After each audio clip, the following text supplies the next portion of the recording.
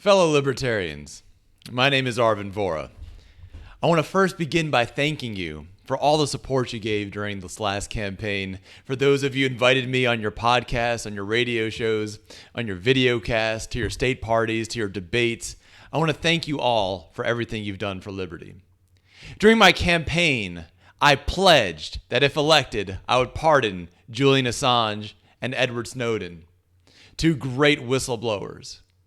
And today, I find myself, shockingly enough, in their shoes. Were I not looking at the evidence right now in front of me, I would consider the words I'm about to say nearly preposterous. During this convention, many times I pointed out that the convention was being slanted in favor of the status quo candidates. For example, the Libertarian National Committee refused to post any of the state party debates, any of the other third-party debates on lp.org because, in my view, they were trying to hold that spot for Justin Amash. They were also trying to make sure that party insiders could shape the narrative so that the party insiders could tell other delegates what each candidate was like. But all of that was a soft indication. All of that was what I was reading between the lines on, looking at strategy. A few days ago, I learned that things had gone much farther than that. I learned that the Libertarian National Committee was sharing delegate information with some campaigns and not others. Some campaigns were getting phone numbers and email addresses. Others were not. And because even people working in those campaigns were so disgusted by that bias that they shared with the other campaign through several intermediaries the full email list and the full email and phone number list, including with my own campaign. Now, if you don't believe that, that's fine, but I have proof. The proof is in your email inbox. If you're a delegate or an alternate, I sent you an email last night. I didn't do that by having a third party affixed to get the delegate addresses and affixed emails. Nope. I have the LNC list, as do other campaigns.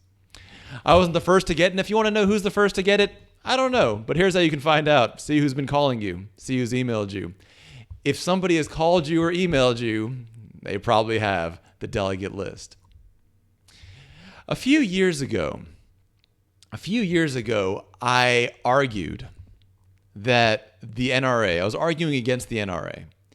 I argued that the NRA was basically a tool designed to trick libertarians, gun owners, gun rights advocates into voting for Republicans.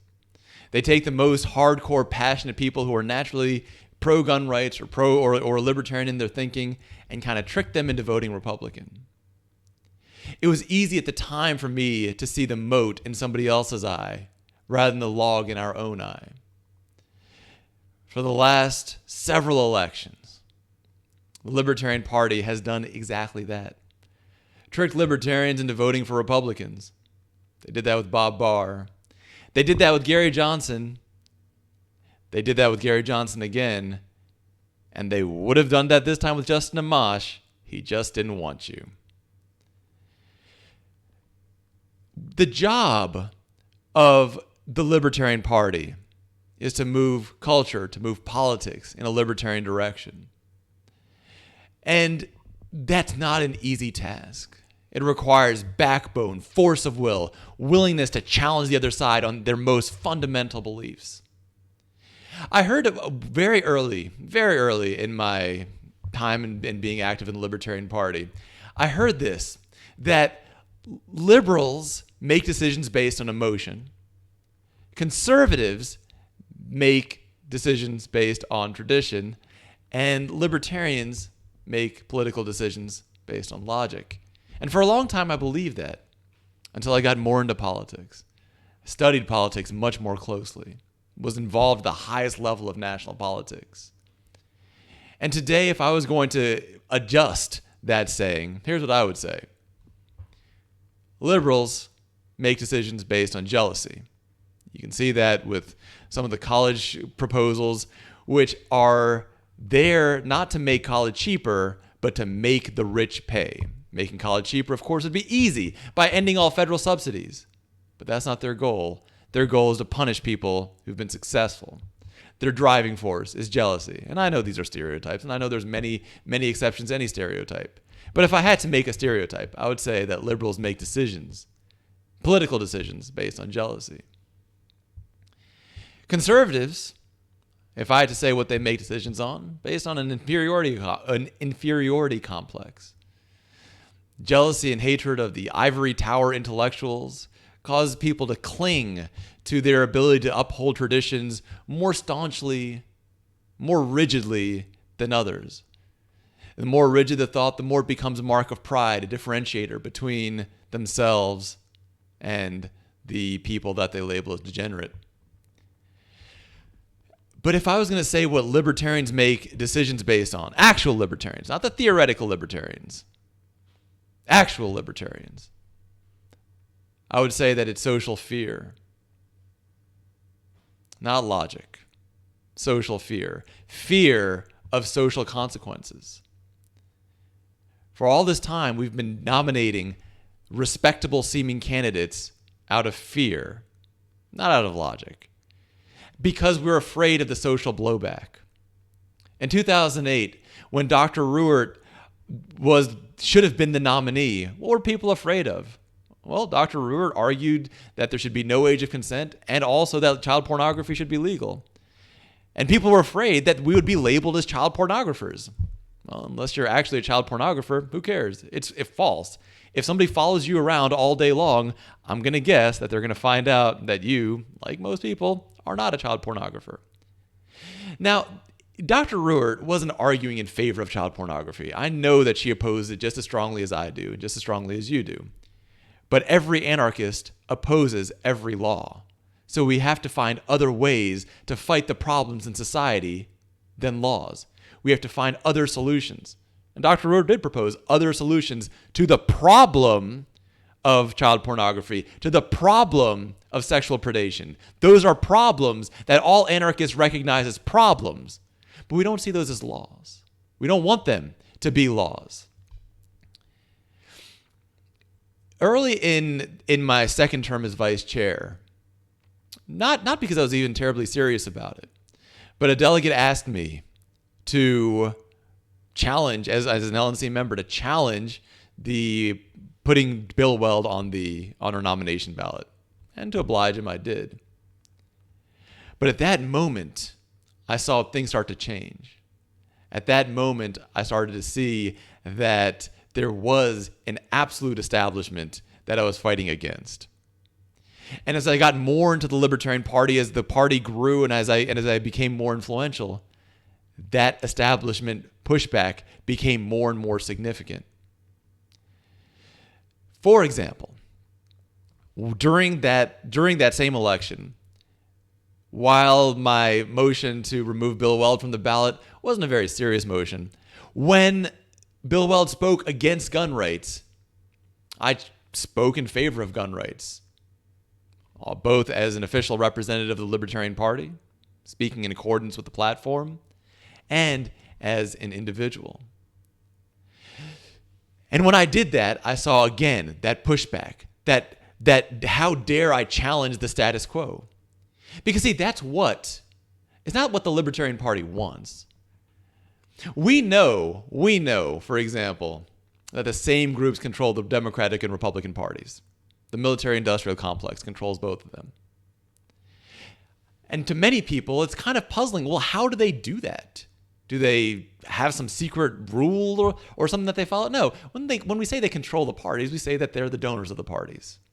And based on what those donors want, the parties are either directly censored or censor themselves to be in accord with them. They donate to campaigns so that elected officials support their military-industrial nonsense. We know that, right? And yet we're somehow blind to the fact that the same thing could happen to us. And who do you think our donors are? Who do you think our donors are? Some are total independent entrepreneurs who've never taken a government contract in their entire lives. There are some like that. And then there are the rest. Let's take a look at where this has all gotten us. Throughout this country, I've said the same thing, that this culture has produced this government. And if we knock down this government today, then this culture will recreate this exact government tomorrow. And I pointed to 2019, when after a tiny bit of government was shut down, Democrat and Republican voters both clamored to bring back the tiny little bit of government that they lost. But just as surely as this culture has produced this government, this culture of fear, this culture of unwillingness to challenge the status quo, this culture of catering to the donors who are the status quo, who are the military-industrial complex, who get money from government contracts, that culture has produced this party which is afraid of its own shadow, this party which is afraid of challenging the status quo in any way, this party where every time somebody does and actually becomes dangerous to the status quo, actually becomes a threat to the status quo, they are smeared and knocked down just as much as they possibly can be. This culture of fear has turned us into a party that nominates Republicans. And look at how it's changed us. Look at how much worse we've become over time. In 2008, Bob Barr, he had to infiltrate and seduce to become the nominee. He was on the LNC. He was elected to the LNC. He served on the LNC. Then he was the nominee, and then much later, he left. Johnson came a little bit less in advance. He wasn't on the LNC, but he still came in advance. Weld came a couple months in advance. Justin Amash came just a couple weeks in advance and left just as quickly. Many of you, by the way, are scratching your heads. Why did he come and leave so quickly? Why show up in the first place? Some of his official reasons didn't make any sense. COVID-19, that was in full bloom before he announced. As someone who grew up inside the Beltway, I can tell you exactly what happened. When people talk about crony capitalists as these shady, weird conspirators, these are the people I grew up with. They're my friends' parents. They're your parents have those friends that you call uncle but aren't literally your uncle. They were that type of uncle, regular uncles for that matter. They were the people who I grew up around. I knew from a very early age that when you donate to political campaigns, you donate to both political campaigns. So whoever wins automatically owes you a favor. I knew that from a very, very early age. And growing up in that environment, you learn about certain things. You learn what political sophistication looks like. When I came to the Libertarian Party and decided to become active in 2010, I could see just as well as anybody else that this wasn't a group, for the most part, and I know that there's exceptions, of savvy political sophisticates. I didn't care. I'd grown up around political sophistication. I knew how unimportant it was. Somebody in one of the various smears that I saw, somebody posted a meme that said that Arvin Vohra has more white privilege than white people. Now, while it might not make any sense, I get where they're coming from. And I did grow up in that environment. And I learned how unimportant that was. I learned how easily somebody can gain that kind of sophistication and how much they can use it to abuse people. When I came to the Libertarian Party, I saw something different. I saw integrity. I saw a willingness to fight. I saw a fearlessness of the status quo. Or at least that's what I thought I was seeing. Perhaps this is one of those grass is always green on the other side things where people see just what they want to see.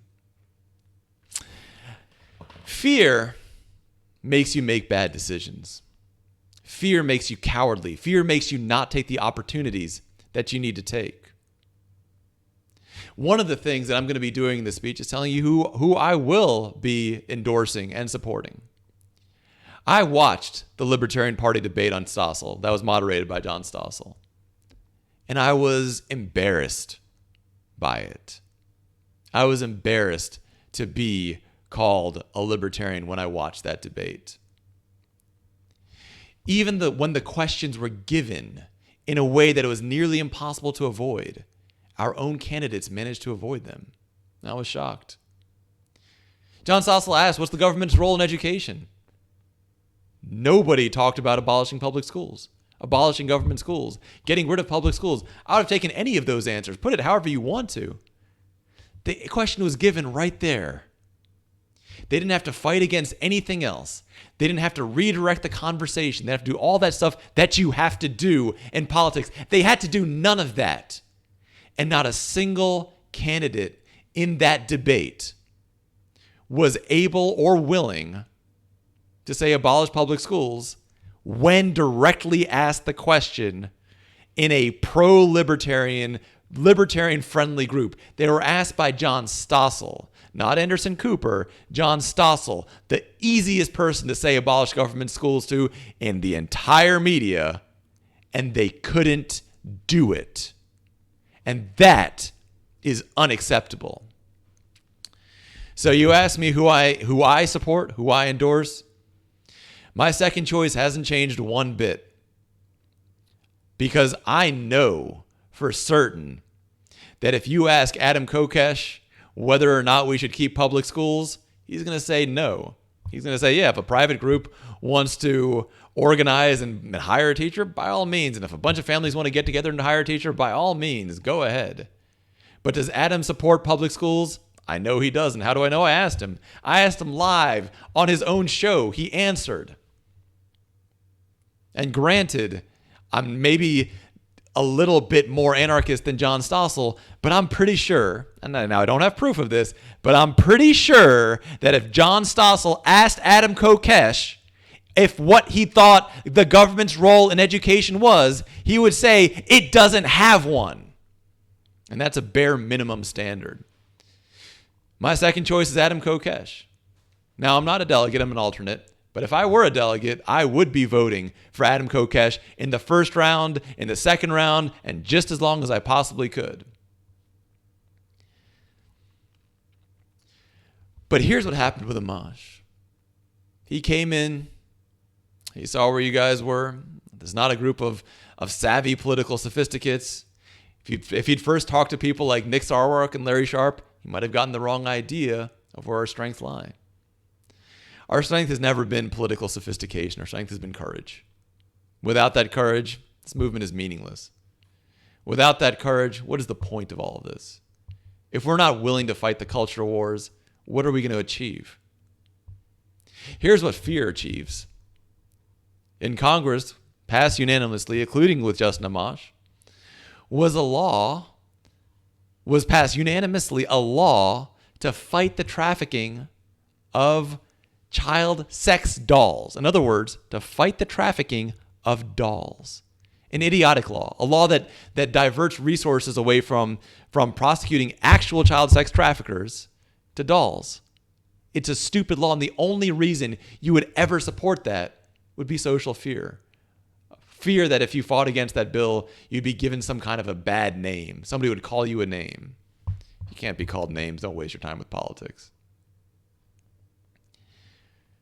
For the last several decades, we have chosen to stand on the sidelines of the culture war. We have chosen, out of fear of social consequence, to avoid the difficult subjects. We have chosen not to boldly fight for things when they're unpopular, but to become fair weather politicians. Wait for them to be basically popular. Wait for the culture war to be won, and then be about as loud as anyone's ever been. We like to revise history and say that it was us, the libertarians, who fought to legalize gay marriage, who fought to legalize marijuana, who fought to end the war on drugs. And in our heart of hearts, I know that most of us believed that that's what we should be doing. But for every libertarian who wanted to do that, when those things were still unpopular, there were 10 other libertarians trying to shut that person up. And today we're reaping the consequences of that cowardice. No one thinks libertarians got gay marriage passed, and they're right, they didn't. It was Democrats that did it. Democrats also got marijuana legalized. Maybe we helped a tiny little bit towards the end there, But the actual battles were fought mostly by Democrats and a little bit by people who showed courage, like Dr. Paul and, to his credit, Jim Gray, who fought against drug laws when they were popular. Jim Gray, even today, can't fight against public schools. He doesn't have my support, but he did have courage at that time. There are many ways to hide. Many, many ways to hide. One way to hide is just not say anything. Another way to hide is to hide behind fool's license or jokes or humor. There's another way to hide, which is you can hide behind twisted academic phrasing. You can hide behind compromised positions. And that's what the other side wants us to do. Our ideas are powerful. Our ideas are difficult. They challenge the status quo. We need to discuss them. But they are dangerous ideas. They're the ideas that the status quo fears. They're the most powerful ideas that I've ever seen in American politics. Another way to hide, of course, is just to lie. You can lie and say that libertarians support UBI and government schools. You can. Anything short of clear and direct language is a lie. Anything short of end the welfare state, abolish government schools, get rid of the income tax and replace it with nothing, all of that is just a lie. And listen, I've done both. I've pandered to statism, and I fought boldly. And I know that by fighting boldly, we get much more pushback. No one knows that better than I do. But we also make a bigger difference. In my second term as vice chair, not very long ago, I was told before donor meetings not to talk about the fact that we had recently passed a resolution advocating withdrawal from NATO. I didn't totally get it at the time. I thought it was like, well, yeah, maybe it's a little scary to people. I didn't get the bigger fact that many rich people are military contractors. That part, unfortunately, I was a little too naive at the time. This wasn't very long ago. And thanks to the hard work of the bold voluntarists, the bold minarchists, the bold libertarians, in the presidential and vice presidential debate, people argued in favor of leaving NATO. To everybody, to the public. What we were once afraid to say, people are now becoming a little bit less afraid to say. But I don't think that's anything, unfortunately, that I did. I think it's because it's becoming a popular position thanks to Trump. And I think that once something's become popular enough, we've become willing to fight for it then and only then. I know that fighting a culture war is terrifying. I know that fighting for real cultural and social change, the kind that actually changes government, is terrifying. And not surprised that a lot of people are afraid to do it. But it's easier for us now than it ever was. We can stand on the shoulders of giants, people like Murray Rothbard, Mary Ruwart, Walter Block, who've explored some of these difficult questions, who have given us the framework, the intellectual framework, to show how we can solve some of the most emotional, some of the most difficult, some of the most challenging questions in politics today. They've given us that framework. They did the hard stuff. It's up to us to fight for it boldly if we're willing. We can win this culture war. We have more than enough people to win the culture war. And let me talk about what winning a culture war looks like. You might remember from your history books, Abigail Adams wrote a letter to her husband, John Adams, telling him to remember the ladies. And that letter from a future first lady, this was before the United States actually existed, the future first lady to the future president, and all the other conversation that we know must have been happening in their private life about it, all of that made no difference. Fighting that culture war only was successful when proponents of women's rights declared that their side was right and the other side was wrong. Declared that women's rights were the correct position and those who fought against them were evil. We've done the same with racism. We believe that racism is wrong, not just different, morally wrong, and we fight against it, as we should. We believe that anything non-consensual is morally wrong, and we should. We need to be able to say that statism, for all those reasons, because it is non-consensual, because it is ineffective, that it's not just different, but that it's morally wrong. We have to be able to say that those that use statism against us, to rob us, are harming us, are violating us. What they're doing is morally wrong. And yes, I know it's scary to say, yes, public school teachers and users, they're doing something morally wrong. That being forced to pay property taxes to damage the education of children is morally wrong. Of course it's morally wrong. We have to fight that everywhere.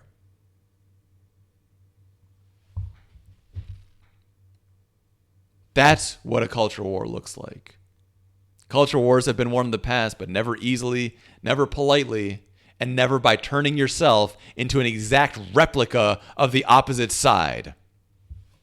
Now, out of fear, most of you have chosen to avoid those hard debates, both in the past decades and today. You've chosen to sit safely on the sidelines of this cultural war, to sit safely on the sidelines of history. I don't hold that against you. I know this is scary. I hope you won't hold it against me when I decline to join you there.